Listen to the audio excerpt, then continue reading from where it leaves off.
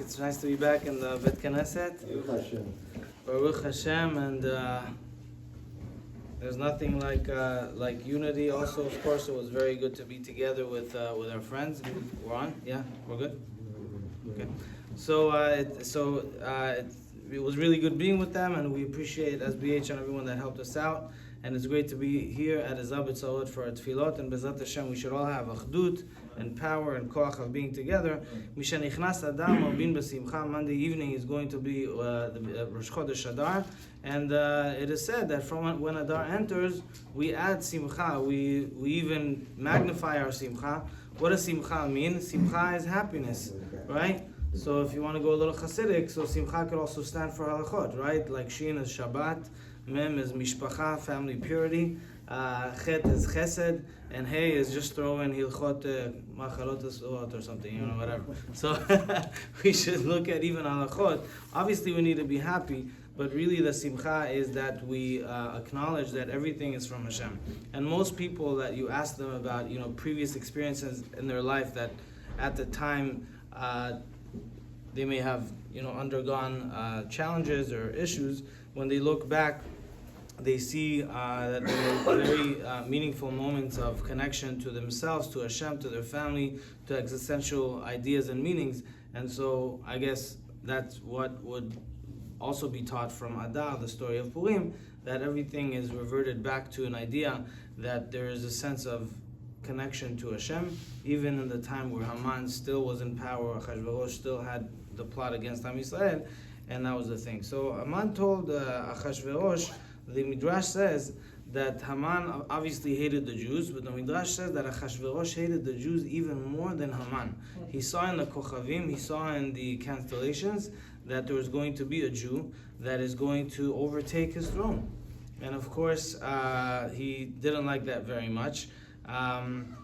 But he couldn't really, he was very scared to do something against the Jews. Why? Because his father-in-law was overthrown because he destroyed the Bet HaMikdash, the father of Vashti, because he destroyed the Bet HaMikdash, because he took the tools out of the Bet HaMikdash, and that was his hand, so he never wanted to touch the Jews, and he was obviously waiting for Haman to come there. I just want to talk about what Haman told Ahashverosh. He said,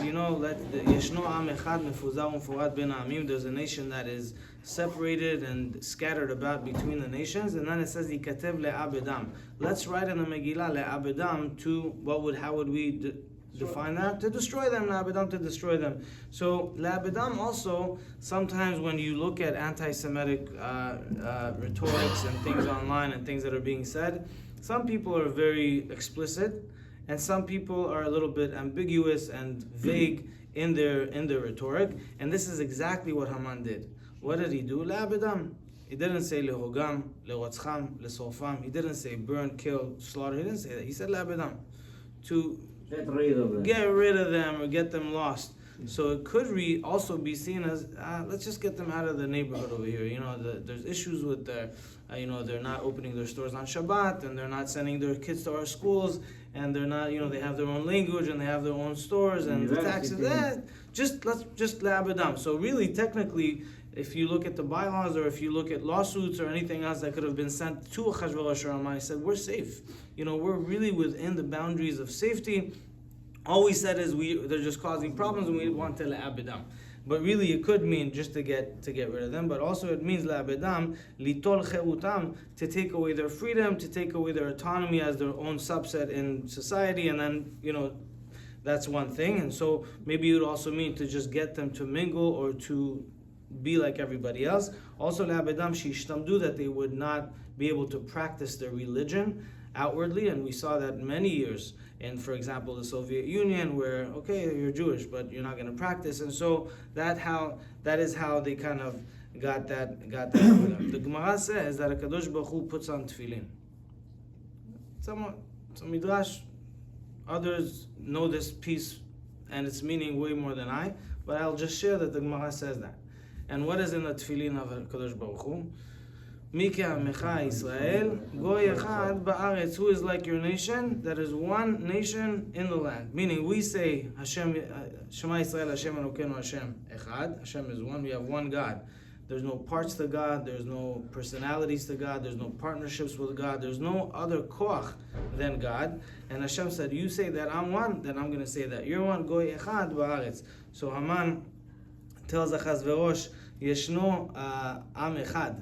Yeshno am echad. There's one nation that is mefuzah umforad. But from over here, we see how that really focused on the idea of goy echad ba'aretz, that we were still identifiable. We were still noticed by the way that we operate, by the holidays that we have, by the Shabbatot that we have, by the Hilchot Kashrut, by the way they dressed, by the way they appropriated themselves. And so even there, when the Midrash says that these were times where Am Yisrael were really maybe scattered, they didn't have achdut, they weren't as maybe traditional as you would think, but still they had the sense of goy echad, and so maybe that's one of the notions that helped them and saved them, and that we could also learn from, and also maybe even magnify, to have that identity, not to be scared of wearing a kippah, not to be scared of a little bit more Jewish action and projection, and B'ezrat Hashem that will be a bracha for us all. Amen.